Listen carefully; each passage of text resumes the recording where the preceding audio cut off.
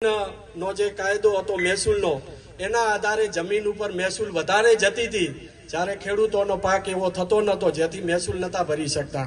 એટલે આ બધા જે સત્યાગ્રહો થયા, ખેડાનો સત્યાગ્રહ હોય, બારડોલીનો સત્યાગ્રહ હોય, આ બધા જ ખેડૂતો માટે ન્યાય અપાવવા માટેના એમના સત્યાગ્રહો હતા. અને જ્યારે અંગ્રેજ સરકાર હતી તો એમને પણ ત્યાંના જે તે કલેક્ટર હતા તે વખતના અંગ્રેજના એમને પણ ફરજ પાડી હતી કે આ મહેસૂલ અમારા ખેડૂતો નહીં ભરે, અને એમણે જીત મેળવી હતી. તો આવા અનેક ખેડૂતોની, ગરીબોની, પીડિતોની સાથે ઊભા રહ્યા હતા. કાયદો અને વ્યવસ્થા મજબૂત રાખવી, અને એમની તમે વિચારોની વ્યાપકતા જોઈ શકો છો. આપણે હજુ ક્યાંક ને ક્યાંક હજુ પણ દેશ તો આપણો એક છે, એકતા છે, પણ ક્યાંક ને ક્યાંક હજી જાતિવાદીની વાડાની અંદરે પણ ક્યાંક હોય છે. એ દેશ માટે નુકસાનકારક છે. આપણે સૌ ગામના પણ લોકો બધા સાથે મળીને એકતાની ભાવના, જેમ આપણે યુનિટી માર્ચ, જેમ એકતાનો સંદેશ આપીએ છીએ, એમ આપણા ગામની યુક્તા, આપણી તાલુકાની, આપણી જિલ્લાની, એમાં નાત, જાત, ભેદ ભાવ, જન્મ સ્થળ આ બધું જ ભૂલી અને જ્યારે આપણે બધા એક સાથે કામ કરીશું ત્યારે દેશમાં રિઝલ્ટ મળશે. એટલે આ તમારે, આ કઈ મારા વિચારો નથી, આ વિચારો સરદાર સાહેબના છે. એટલે તમારે વાંચવું પણ એટલું જ પડશે.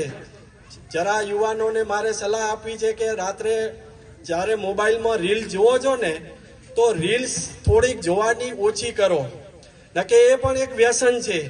એ વ્યસનમાં તમે અટવાઈ જશો તો નુકસાન છે. એટલા માટે આ જે યુવાનો છે એમણે નો ડાઉટ મનોરંજન જોઈએ, પણ એટલું મનોરંજન ન હોવું જોઈએ કે જેથી કરીને આપણે ક્યાંક ને ક્યાંક કારકિર્દી ના બનાવીએ. અને છેલ્લે જે સરદાર સાહેબે જે એમનો સંદેશો આપતો હતો કે બધાને સાથે રાખો અને રાષ્ટ્રને સૌથી ઉપર રાખો, બધાને સાથે રાખો, રાષ્ટ્રને સૌથી ઉપર રાખો.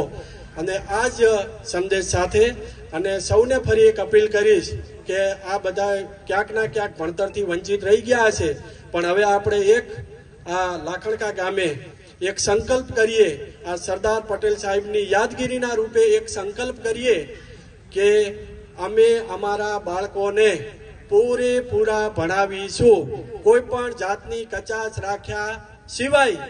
ભલે પેટે પાટા બાંધવા પડે, બરાબર છે, થોડા ભૂખ્યા ભલે રહેવું પડે, પણ અમે અમારા સંતાનોને પૂરેપૂરા ભણાવીશું અને એમની સારી કારકિર્દી બને, એમનું ઉજ્જવળ ભવિષ્ય બને, એની હર હંમેશા ચિંતા કરીશું. તો આ સાથે મારી વાણીને વિરામ આપું છું. જય હિન્દ, ભારત માતા કી જય.